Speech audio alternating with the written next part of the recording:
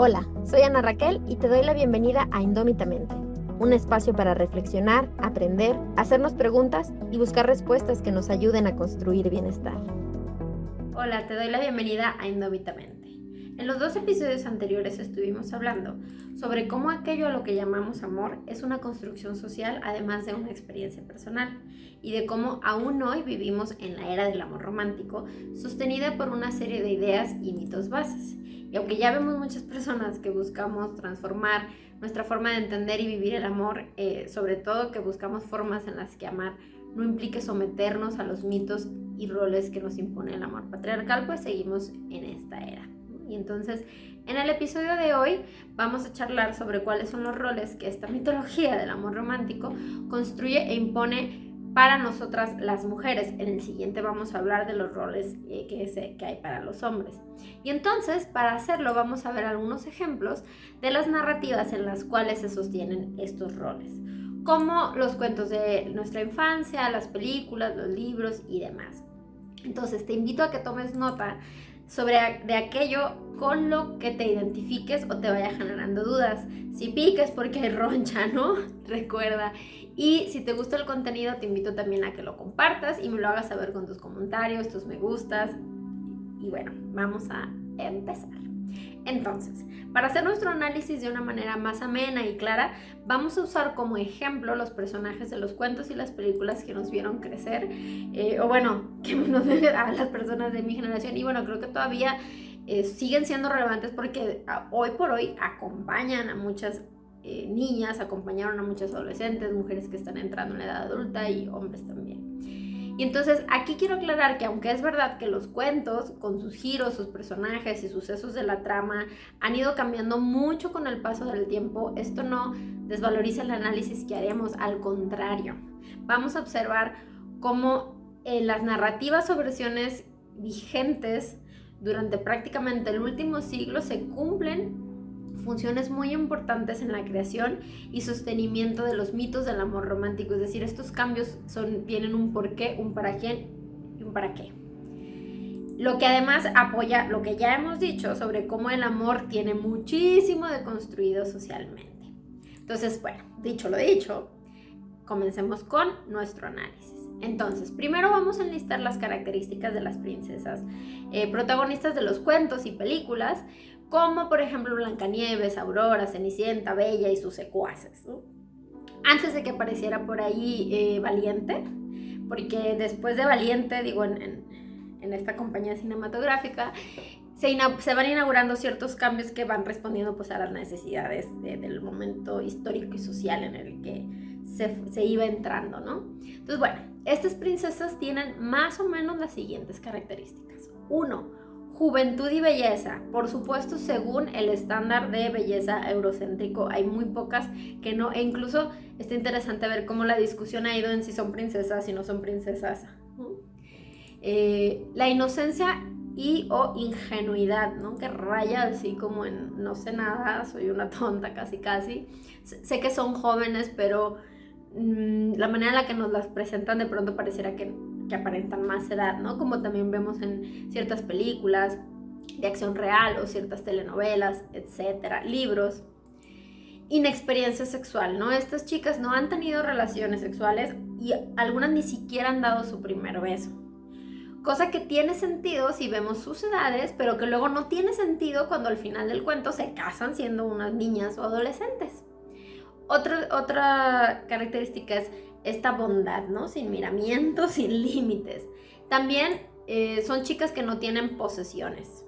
Pueden ser la hija de, la futura heredera de, a la que despojaron de, pero en sí no son dueñas de nada. Otra es la modestia.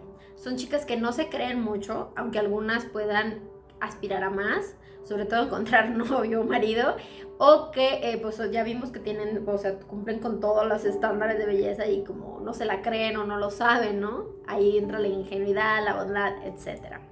Se van mezclando las características. Tienen o suelen tener un rol pasivo. Aunque son las protagonistas, las cosas les pasan o no les pasan, ¿no? Son tomadoras de tantas decisiones.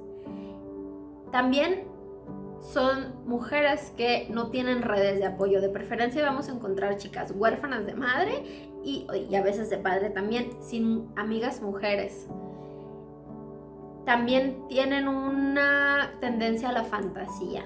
Tienen un mundo fantasioso al cual recurrir para soportar la realidad de las cosas que les suceden, como les decían, ya sea que canten, que bailen, que hablen con los animales, con las hadas. Y ojo, aquí no estoy como queriendo desprestigiar todos estos recursos, sino que no cumplen una función en su emancipación, en su libertad, digamos, sino que mantienen el status quo. Y están súper orientadas al amor romántico. Sé que esto suena súper tricky porque estamos hablando de características de los mitos, pero es la manera en que encontré de definirla. Es decir, están dispuestas a enamorarse y casarse con el primer vato que conocen, ¿no? El que iba pasando, sí, me enamoro y me caso contigo. Entonces, más o menos así son las princesas. Digo, en términos muy generales sabemos que hay excepciones, pero podemos encontrarlo también en chicas de libros, de telenovelas, etcétera, películas de acción real. Por su parte, las villanas de estos cuentos, de estas historias, van a tener otras características. Por ejemplo, el poder mágico. Muchas son brujas o tienen a su alcance de algún modo algún tipo de magia. También tienen poder económico. Algunas son adineradas, algunas no. Tienen o pueden tener poder político. Algunas son reinas o ocupan cargos importantes en los grupos a los que pertenecen o son dueñas de algo. Pueden ser terratenientes, pueden tener empresas, etc. La belleza aquí es opcional. Pueden o no cumplir con los estándares de belleza y lo hacen de manera más o menos exagerada, ¿no? Quienes lo cumplen muy bien, pero tienen estos rasgos como elegantes y algo siniestros. Y las que no, de plano no, se súper salen del estándar. No hay villanas de corporalidades en términos de belleza eurocéntrica promedio. Son mujeres envidiosas, quieren para sí mismas lo que otras tienen. Sobre todo estas virtudes de las princesas, ¿no? Las características de las princesas. Ejercen violencia y usan la violencia, ya sea real o simbólica, para conseguir estas cosas que quieren.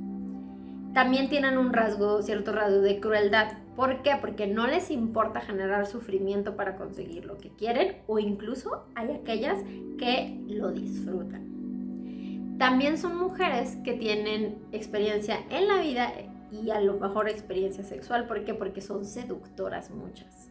Son muy sensuales o tienen como estos características físicas como que cumplen con los estándares de belleza, pero ellas sí lo saben, ellas sí lo usan, ellas sí lo demuestran, ¿no? Son seductoras. También son ambiciosas y son determinadas. Al mirar estas dos listas, podemos encontrar cómo hay una completa oposición entre las características de unas y otras. Y entonces podemos preguntarnos, si estas mujeres se encarnaran, ¿no? Tomaran su cuerpillo de carne y hueso en la vida real, ¿a cuál se le consideraría más femenina? ¿Cuál tendría más posibilidades de encontrar marido y ser considerada como una buena esposa y una buena madre? Y además es importante observar qué tipo de destino suele tener cada una en las historias. Y esto es súper fuerte. ¿Por qué? Porque las princesas suelen terminar la historia siendo rescatadas por el príncipe de alguna forma, mientras, viviendo, entre comillas, vivieron felices para siempre, ¿no? Se casan o están, ya en unas versiones más modernas ponen un negocio junto al amor de su vida, qué sé yo.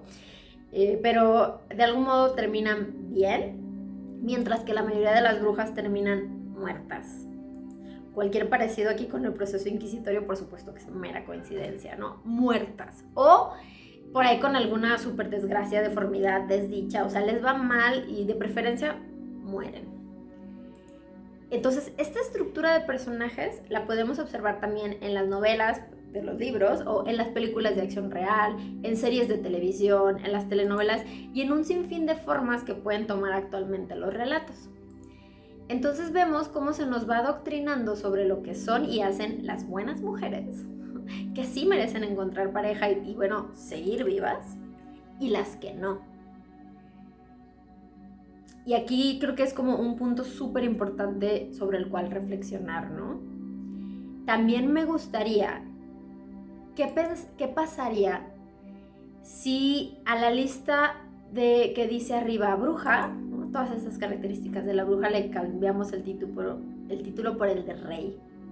O sea, esta onda de poder político, poder económico, algún tipo de poder mágico, ambición, determinación, violencia, crueldad, etc. Si un rey o un hombre protagonista de alguna historia, sobre todo en una posición de poder que tenga estas características, si lo vemos con el mismo desprecio y juicio con el que es visto la bruja, o si lo vemos como, no, pues un man. Y recordemos que rara vez en el patriarcado los hombres no tienen esta posición en algunos lugares o vínculos, ¿no? Esto refleja de algún modo las posiciones de poder de la vida real. Y bueno, todavía si queremos ir más allá, ¿qué pasa si cambiamos el título de rey por el título de héroe? Habría que ver si usualmente los héroes de las historias con las que crecimos y en las que se ha ido formando como esta narrativa colectiva, tienen héroes que cumplen con estas características. ¿Y por qué si las tiene una mujer es una bruja y entonces tendría que morir? Y si las tiene un hombre, pues o es un héroe o es el rey, o bueno, si las llevamos a un extremo podría ser el villano, pero habría que añadirle un montón de cosas más. Pero bueno, de todo eso nos vamos a encargar en nuestro siguiente episodio, que te invito a escuchar o ver en todas las plataformas en las que está disponible. Por lo pronto, te invito a comenzar a observar muy de cerca y con ojito súper crítico a los personajes de las historias con las que creciste o que estás creciendo. ¿Qué forma de ser mujer presentan? ¿De qué forma o de qué manera estas mujeres viven el amor? ¿Cuáles son sus posibilidades? Estas historias hacen una distinción entre mujeres buenas y malas, entre mujeres para toda la vida y mujeres para un rato. ¿Y qué final tiene cada tipo de mujer? ¿Por qué? Porque esto es bien importante en cómo se van moldeando estos roles que no solo en el patriarcado, sino en esta cultura del amor romántico, que recordemos que van súper de la mano, se van forjando, imponiendo para nosotras, y pareciera, ¿no? El gran truco es que se hacen pasar por lo natural o lo normal. Y bueno, sobre todo hay que preguntarnos quién o quiénes ganan al presentar estas formas de ser mujer, porque en definitiva no ganamos nosotras. Esto es Indómitamente, un espacio para reflexionar, aprender, hacernos preguntas y ver si vamos encontrando respuestas que nos ayuden a construir bienestar. Porque recuerda, más sabias, más sanas, más libres. Nos vemos en el próximo episodio para hablar de este asunto de los roles, ahora desde el punto de vista de los hombres, y así vamos completando todo este gran análisis, o no tan grande, gran pequeño análisis que estamos haciendo sobre el amor romántico. Nos vemos en el siguiente episodio.